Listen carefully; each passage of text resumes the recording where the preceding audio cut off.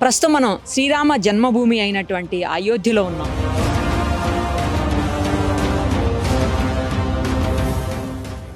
నిజానికి అయోధ్యకి రావడం అంటే అంత ఈజీ థింగ్ కాదు. కానీ కేవలం సుమన్ టీవీ ప్రేక్షకుల కోసం రామమందిర నిర్మాణాన్ని మీకు చూపించాలి అన్న ఉద్దేశంతో ఇంత దూరం సుమన్ టీవీ వచ్చింది.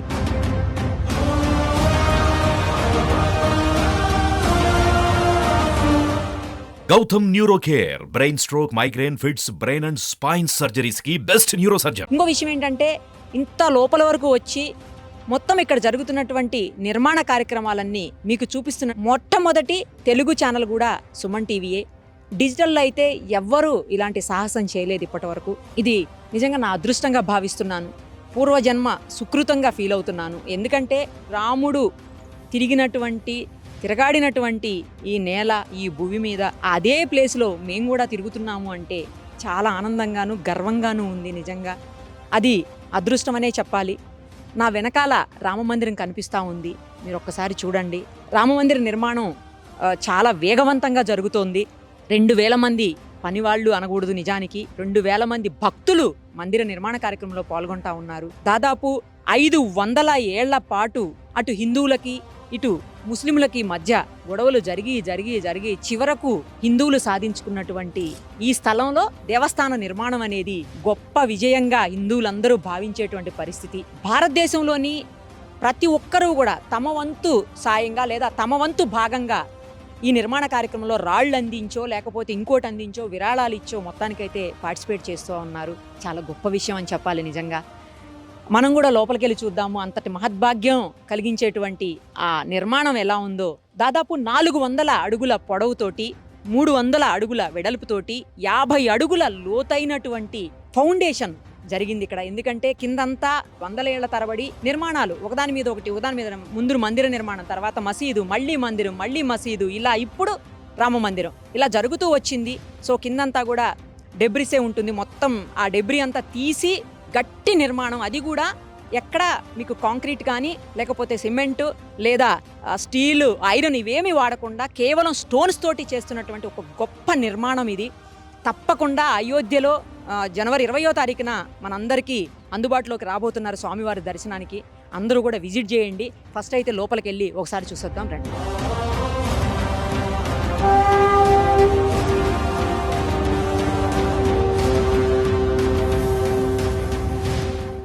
ప్రస్తుతం మనతో పాటు ఉన్నారు central VHP joint secretary Koteswara Sharma గారు.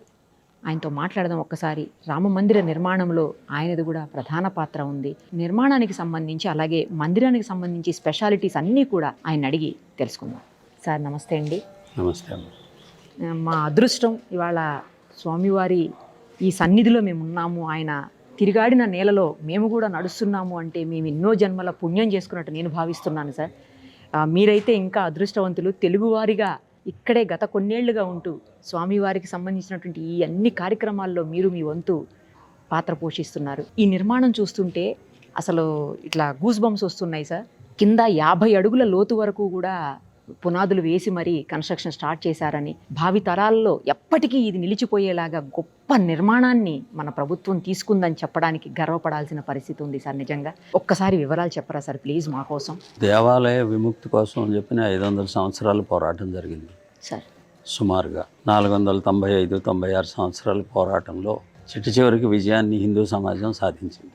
1984 సంవత్సరంలో విశ్వ హిందూ పరిషత్కి దేశంలోని ధర్మాచార్యులు అందరూ కలిసి శ్రీరామ జన్మభూమి విముక్తికి సంబంధించిన పోరాటాన్ని ఇప్పటి వరకు ఉత్తరప్రదేశ్ ప్రజలు, అయోధ్య సాధు సన్యాసులు నిర్వహిస్తూ వచ్చారు. ఇక నుంచి మీరు నిర్వహించవలసింది అనేటువంటి బాధ్యతను అప్పగించినటువంటి ధర్మిల. దీనికి సంబంధించి 1984లో ఢిల్లీలో విజ్ఞాన మందిరంలో ధర్మాచార్య సమ్మేళనంలో ఈ బాధ్యతను విశ్వ హిందూ పరిషత్కి అప్పగించారు. ఆ రోజు నుంచి విశ్వ హిందూ పరిషత్ యొక్క ఆధ్వర్యంలో ఈ ఉద్యమం అనేటువంటిది విశ్వవ్యాప్తమై చివరికి దాదాపుగా 84 సంవత్సరం నుంచి 2019 సంవత్సరం వరకు ఈ పోరాటాన్ని విశ్వవ్యాప్తం చేయడము, తద్వారా విజయాన్ని సాధించడము, రకరకాలైనటువంటి అడ్డంకులు వీటన్నిటిని ఎదుర్కొంటూ చివరికి సుప్రీంకోర్టు యొక్క నిర్ణయం ద్వారా మందిర నిర్మాణం కోసం చెప్పని మార్గం సుగమం అవడము, మొదటి నుంచి విశ్వ హిందూ పరిషత్ ఆధ్వర్యంలో ప్రకటించినటువంటి మందిర నమూనాలోనే ఈ మందిరాన్ని నిర్మాణం చేయాలనేటువంటి నిర్ణయం చేయడం, అట్లాగే మొదటి నుంచి కూడా ఇది చిరకాలము నిలిచి ఉండవలసినటువంటి శాశ్వతమైనటువంటి కట్టడంగా ఉండాలనేటువంటి ఉద్దేశంతో సిమెంట్ కానీ ఇనుము కానీ ఉపయోగించకుండా దేవాలయం స్టోన్ స్ట్రక్చర్గా నిర్మాణం చేయాలనే నిర్ణయం మేరకు ఆ రకంగా సిమెంట్ని ఉపయోగించడం జరగలేదు. ప్రత్యేకమైనటువంటి మెటీరియల్ తయారు చేసి దాన్ని ఆధారంగా ఈ పునాది వేసుకురావడం అనేటువంటి జరిగింది. ఈ డెబ్రిస్ కారణంగా దీనికి లోడ్ బేరింగ్ స్ట్రెంగ్త్ ఉండదు అని అనేటువంటి ఎక్స్పర్ట్స్ చెప్పడంతో దాన్ని మొత్తాన్ని కూడా తొలగించి ప్రత్యేకంగా పునాది నిర్మాణం చేయాలన్నారు. కాబట్టి ఆ రకంగా దీనికి 400 అడుగులు పొడవు, 300 అడుగులు ఎడల్పు, 50 అడుగుల లోతు నుంచి మట్టిని తీసేసి తిరిగి దీన్ని మళ్ళీ ఒక ప్రత్యేకమైనటువంటి ఒక బండరాయిలాగా ఈ పునాది నిర్మాణం చేయడం జరిగింది. దానిపైన ఈ దేవాలయం యొక్క నిర్మాణం. ఈ పునాది పైన 22 అడుగులు ఎత్తున గ్రానైట్ తోటి పీఠం, ఈ పీఠం పైన దేవాలయం యొక్క స్తంభాలు, దేవాలయం సూపర్ స్ట్రక్చర్ అనేటువంటిది నిర్మాణం జరుగుతుంది. దీనికి కావాల్సినటువంటి శిల్పాలని 1990 సంవత్సరం నుంచి అయోధ్యలోను, రాజస్థాన్లోను కూడా శిల్పాలు చెక్కే పని ప్రారంభించాం. ఆ రకంగా తీర్పు వచ్చే నాటికి గ్రౌండ్ ఫ్లోర్ కావలసినటువంటి స్తంభాలు చెక్కడం పూర్తి అయిపోయింది. Okay sir. ఇక వెంటనే పునాదులతోటి ప్రారంభం చేసి దేవాలయాన్ని అతి త్వరగా పూర్తి చేయాలనేటువంటి ఉద్దేశంతో ఆ రకంగా యోజన చేయడం జరిగింది. ఈ దేవాలయం యొక్క శైలి భారతదేశంలో అనేకమైనటువంటి శిల్పకళా పద్ధతులు ఉన్నాయి. దక్షిణ భారతదేశంలో చోళ శైలి, హొయసాల శైలి, ఈ రకమైనటువంటి చాళుక్య శైలిలో ఉండేటువంటి దేవాలయాలు మనకు కనిపిస్తాయి. ఒరిస్సా ఇటువైపున కళింగ స్టైల్లో దేవాలయాలు ఉంటాయి. ఇది ఉత్తర భారతదేశంలో నాగరి స్టైల్లో దేవాలయ యొక్క నిర్మాణం జరుగుతుంది. నాగరి స్టైల్ అంటారు దీన్ని. సోమనాథ్ దేవాలయం యొక్క నిర్మాణం కూడా ఇదే శైలిలో జరగడం జరిగింది. అదే రకంగా డిజైన్ చేయడం, దానికి తగినటువంటి విధంగా అన్ని ఏర్పాట్లు చేయడం. ఇట్లాగా నిర్ణయం వచ్చిన తర్వాత ట్రస్టు రామజన్మభూమి మందిర నిర్మాణానికి సంబంధించినటువంటి నిర్మాణ బాధ్యతని ఎల్ఎన్టీ వాళ్ళకి కాంట్రాక్ట్ అప్పగించడం జరిగింది. అప్పటి నుంచి దీనికి సంబంధించినటువంటి పనులు పూర్తవుతూ ఇప్పుడు ఈ సంవత్సరం 2024 సంవత్సరం జనవరి నెలలో దీన్ని ప్రాణప్రతిష్ఠ చేయాలి, గ్రౌండ్ ఫ్లోర్ దేవాలయం నిర్మాణం చేసి అనేటువంటి నిర్ణయానికి అనుగుణంగా దేవాలయం నిర్మాణం దాదాపుగా పూర్తయింది. మిగిలినటువంటి 2-3 నెలల్లో ఫినిషింగ్ టచెస్ అవి ఇచ్చి ఇది జనవరి నాటికి ప్రతిష్ట పూర్తి చేసేటువంటి విధంగా కార్యక్రమం యోజన ట్రస్ట్ చేయడం జరిగింది. విశ్వ హిందూ పరిషత్ ట్రస్ట్కి కావాల్సినటువంటి అన్ని రకాలైనటువంటి సహాయ సహకారాలు అందించడం మొదటి నుంచి జరుగుతూ ఉన్నదే కాబట్టి అదే రకంగా కొనసాగుతుంది. ఈ దేవాలయం గ్రౌండ్ ఫ్లోర్లో రాముల వారి యొక్క విగ్రహంని ప్రతిష్ఠ చేయడం జరుగుతుంది. 1949 సంవత్సరము డిసెంబర్ 22వ తేదీ అర్ధరాత్రి ఖాళీగా ఉన్నటువంటి రామ జన్మభూమిలో మందిరం యొక్క మధ్య భాగంలో గర్భగృహంలో రామ, లక్ష్మణ, భరత, శత్రుఘ్నులు నలుగురు అన్నదమ్ముల యొక్క బాలరాముల రూపంలో విగ్రహాలు వెలిసినాయి. అంతకుముందు విగ్రహాలు ఎప్పుడు తొలగించారు అనేటువంటిది మనం చెప్పలేం. 1528 సంవత్సరంలో ధ్వంసం చేసిన తర్వాత మసీదుగా మార్చడం, తర్వాత దేవాలయం పునర్నిర్మాణం, మళ్ళా మసీదు, ఈ రకమైనటువంటి చేతులు మారుతూ వచ్చినటువంటి స్థితిలో చరిత్ర ఆధారం ప్రకారంగా 1857 సంవత్సరం తర్వాత నుంచి దేవాలయం ఖాళీగా ఉంది. అంతకుముందు విగ్రహాలు ఉన్నాయా లేవా అనేటువంటిది లేదు. కేవలం రామజన్మభూమినే ప్రజలు పూజించుకుంటూ ప్రతి సంవత్సరము జరగవలసినటువంటి ఉత్సవాలు ఇవన్నీ కూడా ప్రజలు నిర్వహించుకుంటూ వచ్చారు అయోధ్యలో రామజన్మభూమిలో. ఆ రకంగా రామజన్మభూమి అనేటువంటిది ఆరాధ్యమైనటువంటిది అని చెప్పి రామజన్మభూమి హిందువులు కావాలనేటువంటి పోరాటం జరుగుతూ వచ్చింది. ఆ రకంగా విగ్రహాలు వెలిసినప్పటి నుంచి విగ్రహాలకు పూజ జరుగుతోంది. మహమ్మదీల పక్షం వాళ్ళు ఈ దేవాలయంలో విగ్రహాలు వెలవలేదు, తీసుకొచ్చి పెట్టారు అని చెప్పిన కోర్టుకు వెళ్ళటం, కోర్టు సాక్ష్యముల ఆధారంగా ఇవి వెలిసినటువంటి విగ్రహాలే, ఎవరు తెచ్చి పెట్టినవి కాదు అని చెప్పని, దీన్ని తొలగించడానికి వీల్లేదని చెప్పని జిల్లా కోర్టు తీర్పునివ్వడం, అప్పటి నుంచి పూజలు జరగడం, ఈ రకమైనటువంటి పద్ధతిలో దేవాలయంలో ఆ విగ్రహాల యొక్క పూజ అప్పటి నుంచి జరుగుతూ ఉంది. 1949లో ఇవి వెలిశాయి. 50వ సంవత్సరంలో అప్పుడు ఉన్నటువంటి ఉత్తరప్రదేశ్ ప్రభుత్వం ప్రజలందరూ దీన్ని దర్శనం చేసుకోవడానికి అవకాశం లేకుండా దేవాలయాన్ని తాళం వేసి కటకటాల్లో దేవుణ్ణి బంధించి పూజారి మాత్రమే రోజు పూజకు వెళ్ళేటువంటి విధంగా అనుమతిస్తూ ఆ రకంగా ప్రజల్ని దూరం నుంచి దర్శనం చేసుకునేటువంటి వ్యవస్థ చేయడము. దాంతో విశ్వ హిందూ పరిషత్ ఆధ్వర్యంలో రామజన్మభూమి ఉద్యమం ప్రారంభం అయిన తర్వాత ఈ దేవాలయం యొక్క తాళాలు తెరవాలి అనేటువంటి పద్ధతిలో మొదటగా ఉద్యమం ప్రారంభించడం జరిగింది. ఆ రకంగా 1986 సంవత్సరం ఫిబ్రవరి నెలలో కోర్టు తీర్పు ద్వారా తాళాలు తొలగించడము, అప్పటి నుంచి ప్రత్యక్షంగా దర్శనం చేసుకోవడము, దానికి సంబంధించినటువంటి సెక్యూరిటీ అరేంజ్మెంట్స్, కటకటాలు, ఇవన్నీ క్యూ లైన్, వీటన్నిటి ద్వారా దాదాపుగా 1 కిలోమీటర్ క్యూలో అటు ఇటు తిరుగుతూ దర్శనం చేసుకోవడం, ఒక 50 అడుగుల దూరం నుంచి దర్శనం చేసుకునేటువంటి స్థితి కొనసాగుతూ వచ్చింది 86 నుంచి.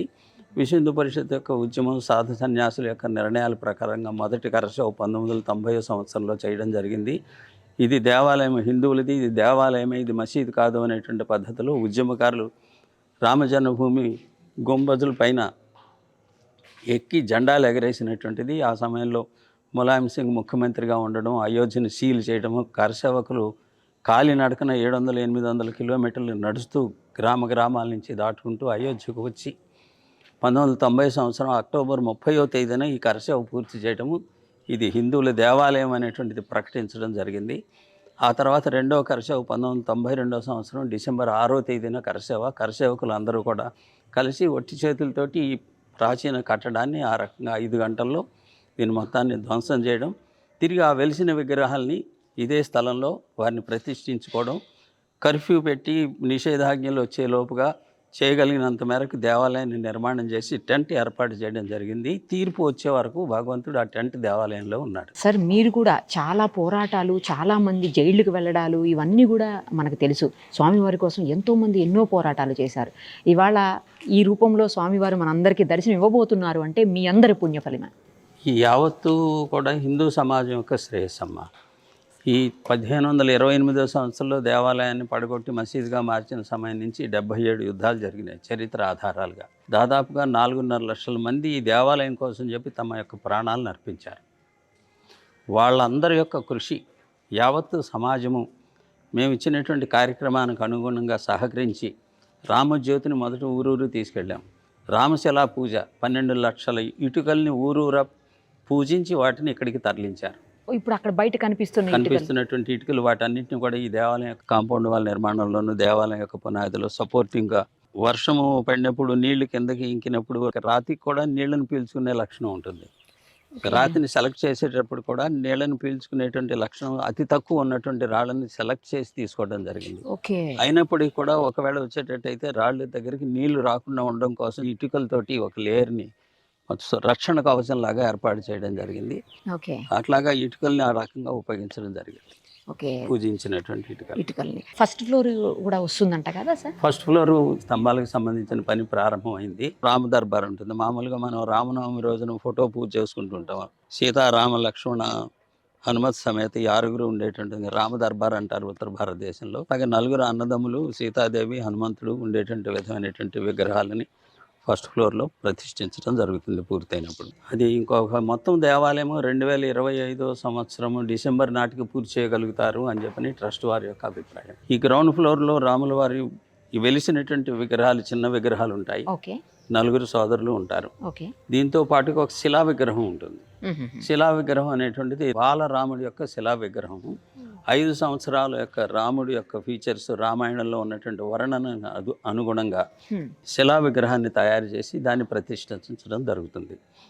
ఈ పీఠము పైన రాముల వారు కమలంలో నించున్నటువంటి విధంగా ధనుర్ధారులై బాలరాముడి యొక్క విగ్రహాన్ని తయారు చేయించడం జరుగుతుంది. దాని యొక్క ప్రతిష్ఠ ఇక్కడ జరుగుతుంది. ఈ ప్రతిష్టకు ఉపయోగించవలసినటువంటి దక్షిణాది సాంప్రదాయం ప్రకారంగా విగ్రహం యొక్క క్రింద యంత్రం ఉంటుంది. ఈ యంత్రం యొక్క శక్తి ఈ దేవాలయానికి వచ్చేటువంటి భక్తులకి అనుగ్రహించడము, అనేక రకాలైనటువంటి సౌకర్యాలు, అంటే భక్తులు వరప్రసాదుడుగా దేవుడు ఉండడం కోసం చెప్పిన సాధారణంగా యంత్రాన్ని ప్రతిష్ఠ చేస్తారు. యంత్రం పైన రాముల వారి విగ్రహం ఉంటుంది. ఈ యంత్రం అనేటువంటి 10 సంవత్సరాల క్రితమే తయారు చేసి విశ్వ హిందూ పరిషత్ ద్వారా దీనికి 10 సంవత్సరాల పాటు రామ జపాన్ని దానికి సమర్పిస్తూ ఆ రకంగా శక్తిపోతం చేయడం జరిగింది. అది కూడా ఆంధ్రప్రదేశ్లోనే దాన్ని పూజించడం జరిగింది. ఇది ట్రస్ట్ వారికి అప్పగించడం జరిగింది. ప్రతిష్ఠ సమయంలో పీఠం పైన ఈ యంత్రం పైన రాముల వారి యొక్క విగ్రహం ఉంటుంది. విగ్రహం యొక్క సుమారుగా 4.5 అడుగులు ఉంటుంది. మందిరం యొక్క డిజైను దీనికి అనుగుణంగా ఈ విగ్రహం యొక్క ఎత్తు అనేటువంటిది రామనవమి రోజున సూర్యకిరణాలు రాములు వారి యొక్క ముఖం పైన ప్రసరించేటువంటి విధమైనటువంటి పద్ధతిలో డిజైన్ చేయడం జరిగింది. ఆ రకమైనటువంటి పద్ధతిలోనే ఎత్తు వగైరా శరీరం యొక్క మొత్తం కూడా బాడీ యొక్క ఫీచర్స్ అన్నిటిని ఆ రకంగా సెటప్ చేయడం జరిగింది. ఓకే. ఇప్పుడు కింద కూడా సార్ కాపర్తో ఒక 4 mm ఇంచు రాడ్ తోటి కింద నుంచి భూమిని హైందవ ధర్మం ప్రకారంగా భూమి శక్తివంతమైనటువంటి కాబట్టి దేవుని యొక్క విగ్రహం కూడా మన యొక్క దేవాలయం యొక్క శిల్పశాస్త్రం ప్రకారంగా భూమితోటి పూర్తిగా టచ్లో ఉండాలి అనేటువంటిది, స్పృశిస్తూ ఉండాలి, భూమి యొక్క స్పర్శ ఉండాలి విగ్రహానికి అని చెప్పని అరంగా పునాది కిందన ఉన్నది. కాబట్టి అక్కడి నుంచి ఈ రాగి పైపుని భూమి దగ్గర నుంచి పైకి తీసుకురావడం జరిగింది. ఇది పీఠం వరకు కూడా ఈ రాగి పైపు తాకుతుంది, పీఠం వరకు పీఠం తాకుతుంది. వరకు ఉంది. గుడి నిర్మాణం వరకు ఎంత ప్లేస్? 72 ఎకరాలు 72 దేవాలయం స్థలం, 4 ఎకరాలు కేవలం దేవాలయం ఉంటుంది. 4 ఎకరాలు మొత్తం దేవాలయ కన్స్ట్రక్షన్ అంతా 4 ఎకరాలు 4 ఉంటుందా ఎకరాలు. సార్? ఓకే. ఈ శిల్పకళ అంతా కూడా చాలా రకరకాల దేశాల నుంచి, రాష్ట్రాల నుంచి వచ్చిందని విన్నాం సార్. శిల్పాలు చెక్కేటువంటి వాళ్ళు ఒరిస్సా నుంచి, రాజస్థాన్ నుంచి ఈ శిల్పాలు చెక్కుతారు. దేశం మొత్తం నుంచి రకరకాలైనటువంటి పద్ధతులు ఈ దేవాలయ యొక్క నిర్మాణంలో దేశం మొత్తం యొక్క సహకారం ఉంటుంది. ఈ శిలలన్నీ కూడా రాజస్థాన్ నుంచి వచ్చాయి. రెడ్ శాండ్ స్టోన్ అంటారు ఈ దేవాలయ నిర్మాణం. మార్బుల్, గర్భగృహం మార్బుల్ తోటి నిర్మాణం చేయబడుతుంది. కాబట్టి ఇవన్నీ కూడా రాజస్థాన్ నుంచి వచ్చాయి. శిల్పులు ఒరిస్సా నుంచి, రాజస్థాన్ నుంచి, ఉత్తరప్రదేశ్ నుంచి శిల్పులు ఈ శిల్పాలు చెక్కుతూ ఉన్నారు. తెలంగాణ నుంచి, కర్ణాటక నుంచి గ్రానైట్ వచ్చింది. సుమారుగా 2000 మంది పనిచేస్తున్నారమ్మా. రాజస్థాన్లో కానీ, ఇక్కడ కానీ, ఉత్తరప్రదేశ్లో కానీ ఈ దేవాలయానికి సంబంధించిన శిల్పాలు చెక్కడం వగైరా వగైరా. తలుపులు హైదరాబాద్ వాళ్ళు తయారు చేస్తున్నారు, అయోధ్యలోనే తయారు చేస్తున్నారు, కొన్ని హైదరాబాద్లో తయారు చేస్తున్నారు. ఇక్కడే వాళ్ళ వర్క్షాప్ ఇక్కడే పెట్టి ఇక్కడి నుంచి తయారు చేయడం జరుగుతుంది. గర్భగుడికి అవసరమైనటువంటి తలుపులు పూర్తి అయిపోయినాయి అనేటువంటిది సమాచారం. ఎవరు చేస్తున్నారు సార్ ఇవన్నీ? హైదరాబాద్కి సంబంధించినటువంటి అనురాధ టింబర్ ఓకే అనేటువంటి వాళ్ళకి అప్పగించడం జరిగింది. వాళ్ళకి ఈ దేవాలయాలకు సంబంధించిన ద్వారాలు తయారు చేయటము, ప్రతి దేవాలయానికి ప్రముఖమైనటువంటి దేవాలయాలకి వాళ్ళు తయారు చేసి ఇచ్చేటువంటి వాళ్ళ యొక్క పరంపర. అదే రకంలో వాళ్ళు రామ జన్మభూమిని అప్రోచ్ అవ్వడం, ఇట్లాగా మేము దేవాలయాలకి తలుపులు ఇచ్చేటువంటి ఆ అలవాటు ఉన్నది, లేదా ఆ గౌరవాన్ని మేము పొందుతున్నాం. మాకు కూడా ఈ దేవాలయానికి కూడా అలాగే తలుపులు సమర్పించాలని ఉన్నది నేను అప్పుడు ముందుగా వాళ్ళకి మీరు ఒక మోడల్ తయారు చేసి తీసుకురండి అని చెప్పడం జరిగింది. ఒక 8 అడుగులు పొడవు ఉండేటువంటి మోడల్ వాళ్ళు తయారు తీసుకొచ్చి ఈ 2 సంవత్సరాల క్రితం ఈ రామనవమి రోజున వాళ్ళు దీన్ని ఇక్కడ తీసుకొచ్చి దాన్ని ఏర్పాటు చేయడం జరిగింది. ఈ రకంగా ఈ దేవాలయ యొక్క నిర్మాణంలో ఒక్కొక్క విభాగము ఒక్కొక్క ప్రాంతానికి సంబంధించిన వాళ్ళు నిర్వహిస్తున్నటువంటి విధంగా ఆ రకంగా యావత్ భారతదేశం ఈ యొక్క దేవాలయం యొక్క నిర్మాణంలో పాల్గొంటుంది అనేటువంటిది అది ఒక ఆదర్శమైనటువంటి ఒక సమరసతకి సంబంధించినటువంటి అంశంగా మేము భావిస్తున్నాం. Thank you sir, thank you so much. Thank you, ధన్యవాదాలు. Thank you sir.